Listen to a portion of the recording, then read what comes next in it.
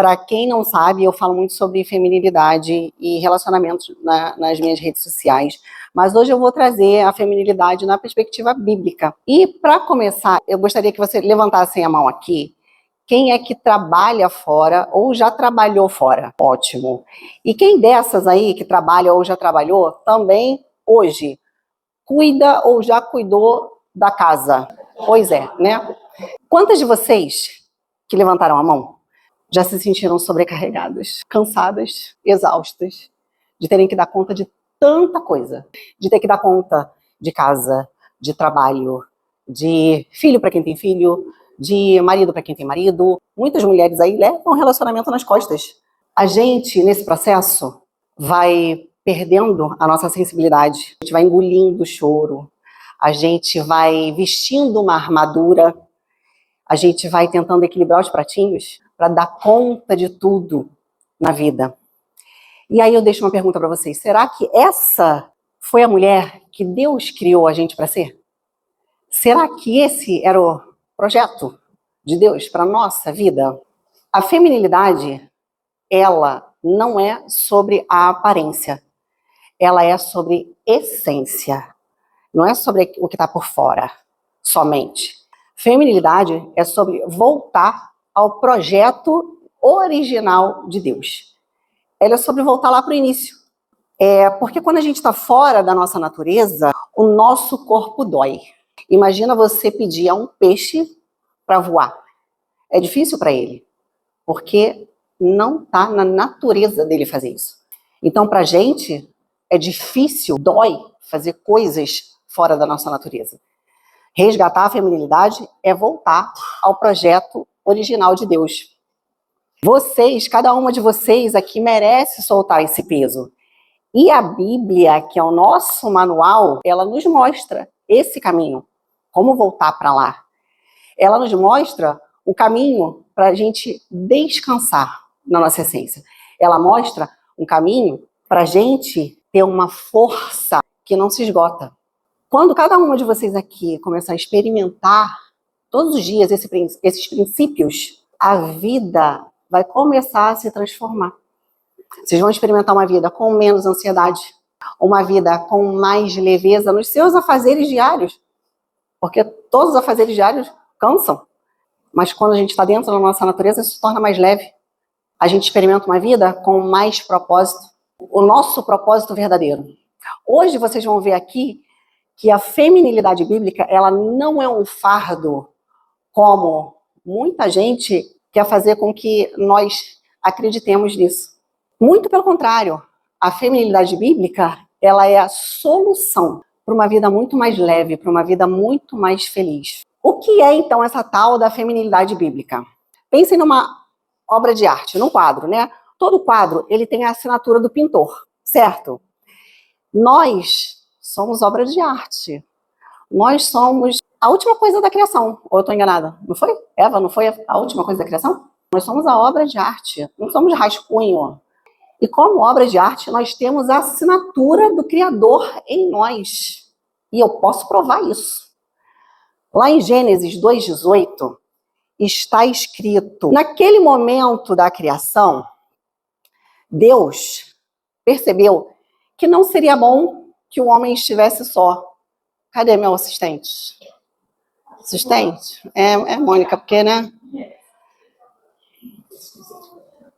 Tá vendo? É por isso que Deus percebeu que não seria bom que o homem estivesse só na criação. Entendeu?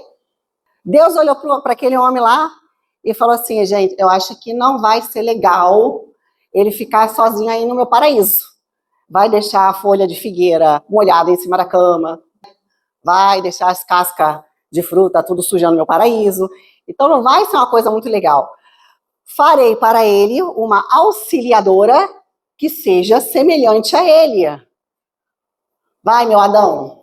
Então, naquele momento, Deus decidiu fazer para Adão uma auxiliadora que fosse semelhante a ele. E aí, muita gente pensa que auxiliadora é uma coisa inferior, né? Uma coisa submissa. Tipo, auxiliar de serviços gerais, né? É aquele servente que limpa, né?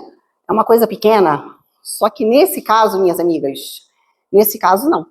Algumas de vocês já devem saber, mas para quem não sabe, a palavra original, lá em hebraico, utilizada para descrever Eva como auxiliadora, era Ezer. Essa era a palavra.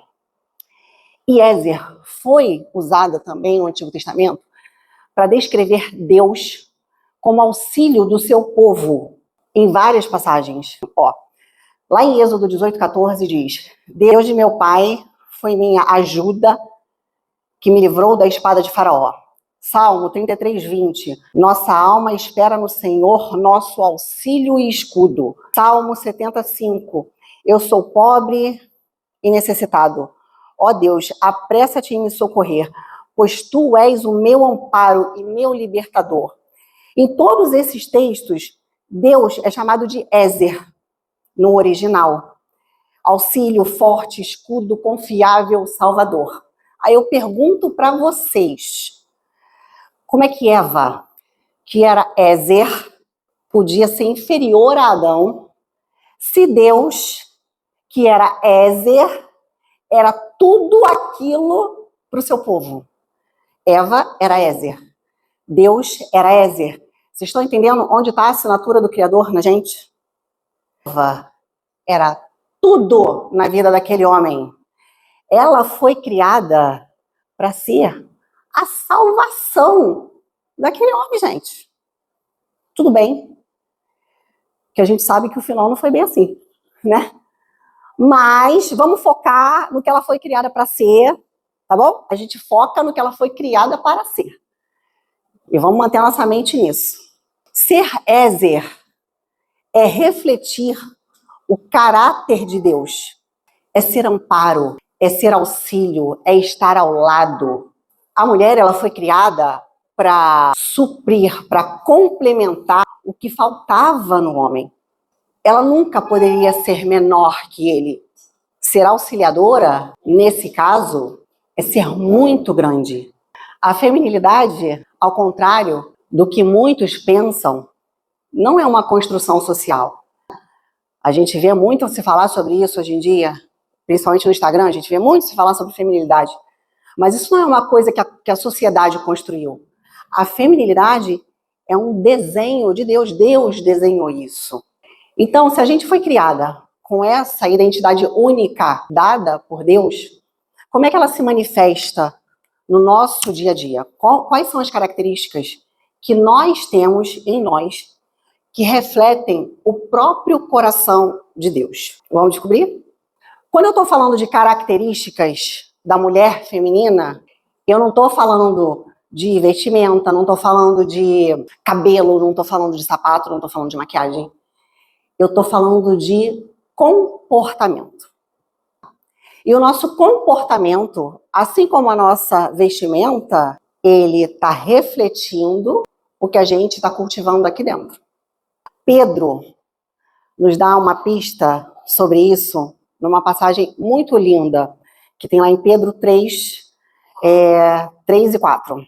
Ele diz assim: que a beleza de vocês não seja exterior como tranças nos cabelos, joias de ouro ou vestidos finos, mas aquela que esteja no ser interior, uma beleza permanente de um espírito manso, que é de grande valor diante de Deus. Pedro não está dizendo aqui que a gente não deve se cuidar, tá, irmãs? Pelo amor de Deus. O que ele está colocando aqui é prioridades. Ele está dizendo aqui que a feminilidade, ela é interna e ela se manifesta no nosso exterior através de como a gente fala, de como a gente olha, de como a gente gesticula, de como a gente age, de como a gente reage às situações. Ou seja, o que a gente cultiva dentro da gente é a forma como a gente lida com o mundo. Tudo que está dentro, a gente reflete no nosso exterior. Quais são essas características? Quais são essas virtudes que a gente deve cultivar para refletir nos nossos comportamentos que ressoam o coração de Deus? E no nosso manual de sobrevivência aqui, ó, a gente tem muitos exemplos de muitas mulheres maravilhosas, profetisas, mulheres que exerceram o seu papel com excelência dentro dessas virtudes para a criação do reino de Deus aqui nessa terra. E a gente vai trazer uma por uma com os exemplos dessas mulheres aqui. E cada uma dessas, eu vou trazer um questionamento. E eu vou pedir para que cada uma faça uma autoanálise. Olhem para si. Sabedoria e prudência. A gente pode ver um exemplo de sabedoria e prudência lá em Abigail. Quem conhece a história de Abigail? Abigail, para quem conhece essa história, depois, gente, para quem não conhecer, depois vai lá e lê, tá? Abigail está lá em Samuel, 1 Samuel 25. Davi ainda não era rei de Israel, e ele estava lá possesso com Nabal, que era marido de Abigail, e ele queria matar todos os machos lá da casa de Nabal, todos os homens. E Abigail, Nabal era um homem chucro, mas Abigail não. Aí o servo foi lá falar com Abigail: Dona Abigail, seu Nabal fez besteira. Aí Abigail sabiamente foi lá, pegou as comidinhas que Davi estava precisando, foi lá, levou para Davi, se ajoelhou, falou: toma aqui sua comidinha. Falou um monte de coisa bonita que ele queria escutar. Conclusão: ninguém morreu. Ninguém, só Nabal morreu de desgosto depois, né? Morreu do coração. Ela agiu ali com prudência, com sabedoria, evitou uma desgraça, né? E aí eu pergunto para vocês, como que a gente tem agido no nosso dia a dia? A gente pensa antes de falar? A gente pensa nas consequências das nossas ações no nosso dia a dia? Doçura e mansidão. Acredito que o maior exemplo de doçura e mansidão na Bíblia é a Maria, mãe de Jesus. Eu trouxe essa passagem, que foi quando o anjo falou para ela que ela ia ficar grávida do Filho de Deus. Vocês imaginam o que era ficar grávida naquela época sem ter um marido? Gente, Maria só falou para ele assim: que cumpra-se em mim o que você quiser, a sua vontade. Ela não chegou pro anjo e falou assim: olha só, eu não tô afim de ser apedrejada, entendeu? Então, tudo bem, mas você me dá uma explicação de como é que vai ser isso, eu não quero ficar correndo para lá e para cá com esse menino, não quero viver dentro de uma caverna. Ela agiu com doçura, ela agiu com mansidão. Como é que a gente tem cultivado isso no nosso dia a dia? Como é que a gente reage quando as coisas não saem como a gente quer? A gente busca essa doçura, essa mansidão? Ou a gente grita, a gente esperneia, a gente briga, a gente levanta a voz? Paciência. Quem nunca lutou contra ela, que atire a primeira pedra.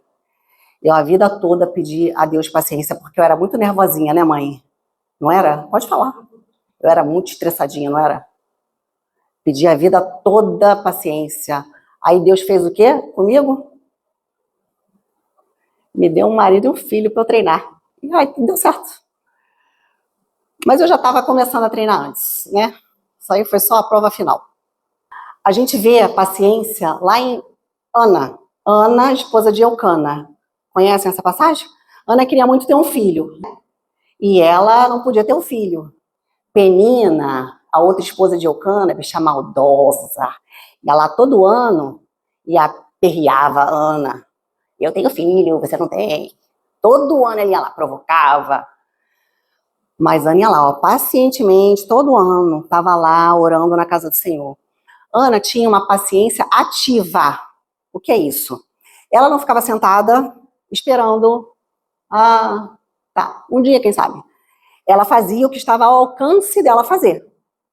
Ela ia, viajava para orar lá no templo do Senhor. Era o que estava no alcance dela fazer. Ela tinha uma paciência ativa. Ela sofria, ela chorava, mas ela ia lá e ela fazia. Como é que a gente tem lidado e cultivado a paciência ativa no nosso dia a dia? Porque, minhas irmãs, Deus quer que a gente haja. Sabe aquela historinha de você bota o pé e eu boto o chão? Primeiro você bota o pé, depois ele bota o chão. Deus quer que a gente confie nele, mas a gente precisa agir também. A gente precisa ter uma paciência ativa. Como que a gente tem cultivado isso? Como que a gente tem lidado com os sonhos que não acontecem, com os nossos desejos que se arrastam, se arrastam. Essa passagem de Ana é muito significativa para mim, porque Samuel era um dos nomes cotados para ser o do Theo. Porque o maior sonho da minha vida era casar e formar minha família. E meu filho foi muito pedido para Deus. Eu consegui o combo aos 42 anos, né? O combo completo. Mas eu tive uma paciência ativa, tá? Eu não sentei e esperei. Eu me curei, eu procurei ajuda, eu fiz terapia, eu fiz o que eu precisava fazer para conseguir ter um bom marido, para conseguir ter meu filho. Pureza de coração. A gente vê em Débora. Débora é uma juíza de Israel que liderou uma batalha junto com Baraque. E a gente vê na liderança de Débora muita pureza de coração. Ela não queria os louros da vitória para ela. Muito pelo contrário. Quando ela foi lá falar com o Baraque, ela falou para ele assim, eu vou contigo para a batalha, mas eu quero que você saiba o seguinte, quem vai ficar com os louros da vitória não vai ser nem você, nem eu. Outra mulher é que vai ganhar isso aí, outra mulher é que vai matar o Bambambam lá. Não vai ser nenhum de nós dois, já vou logo te avisando. Ela não queria que o povo de Israel reconhecesse ela, botasse ela no pedestal. Tudo era para honra e glória de Deus. E aí pergunto para vocês, minhas irmãs, como é que está a pureza do nosso coração? Como é que a gente tem cultivado isso na nossa vida? A gente está buscando a glória do mundo ou a gente quer a glória de Deus? A gente quer subir aqui para ser aplaudido ou quer que a voz do Espírito Santo fale? O que é que está por trás das nossas palavras, dos nossos pensamentos, das nossas intenções com as pessoas? Como que a gente tem cultivado isso? Silêncio e ordem. Escolhi aí a passagem de Maria, irmã de Lázaro. Maria escolheu estar aos pés de Jesus, ouvindo em silêncio o que ele tinha para dizer, ao invés de ajudar a irmã com as tarefas da casa. Maria, ali naquele momento, ela escolheu estar em silêncio, escolheu priorizar o momento com o mestre. Elaine, então fazer as coisas ali, servir as pessoas não é importante? É sim. Mas priorizar também é importante. Isso faz parte da ordem. O que era mais importante naquele momento? Naquele momento era mais importante estar ali aos pés de Jesus, ouvindo o que ele tinha para dizer. E ela priorizou isso. Como a gente tem cultivado os nossos momentos de silêncio para escutar a voz de Deus para a nossa vida. Os nossos momentos de silêncio para escutar a orientação dele para a nossa vida, o direcionamento dele para a nossa vida. Como a gente tem colocado a nossa vida em ordem. Porque Deus não é um Deus de bagunça, Deus não é um Deus de desordem. E com desordem Deus não fala com a gente. A gente tem deixado a nossa vida em ordem para ter essa conexão maior com o Senhor, para deixar que Ele haja na nossa vida e através de nós. Por último, e o mais importante, fé e submissão. A gente vê lá um exemplo disso em Hebreus 11:11, exemplo de Sara, que mesmo com dúvidas, porque Sara, a mulher de Abraão, ela era muito velhinha, né, quando teve seu filho, e ela tinha suas dúvidas, né, a gente sabe que ela duvidou ali, porque eu sou muito idosa, como é que eu vou ter filho? Mas ela se submeteu àquilo. A submissão dela levou ela a ter fé, que levou ela a experimentar a realização da promessa. A gente tem tido fé, minhas irmãs? Fé de verdade? A gente tem se submetido? A gente tem colocado a nossa agenda nas mãos de Deus? A gente consagra nossa agenda, nosso dia, nossa semana nas mãos de Deus? A gente tem a capacidade de agradecer quando o que a gente consagrou a Ele não saiu do jeito que a gente pediu, que a gente queria? Essas são características, são virtudes da mulher, como Deus a criou. A gente tem exemplos diversos disso no nosso manual, né? Aí vocês vão falar para mim assim, mas eu não tenho essa aqui não, eu não tenho aquela outra ali não, eu não tenho aquela outra ali. Tem.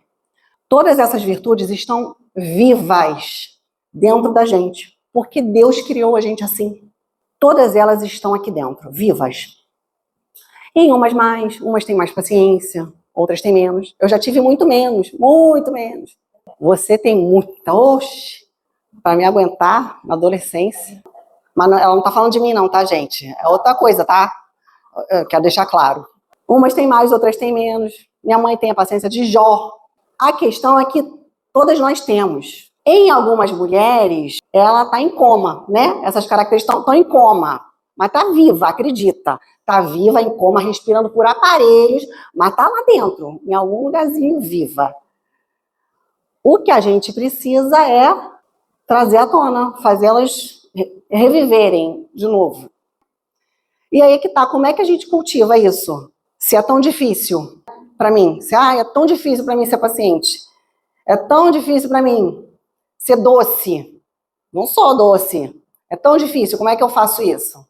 Para algumas de nós esse cultivo é muito difícil, por vários motivos, porque ou a gente cresceu sendo um menininho, ou a gente nunca entendeu a importância disso, ou a gente nunca se conectou, a gente nunca entendeu.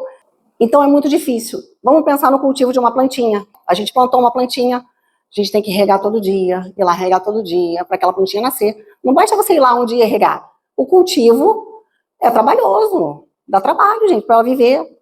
Tem que ter paciência. Acontece que quando a gente cultiva uma plantinha, o que acontece com ela? Ela cresce e ela dá um fruto. O fruto dá uma sementinha, a semente cai, teoricamente, né? Cai, a outra planta cresce e assim vai. O fruto dessa planta é o nosso comportamento. Então, se a gente cultiva, a gente tem um comportamento diferente. Então, o nosso comportamento, ele dá essa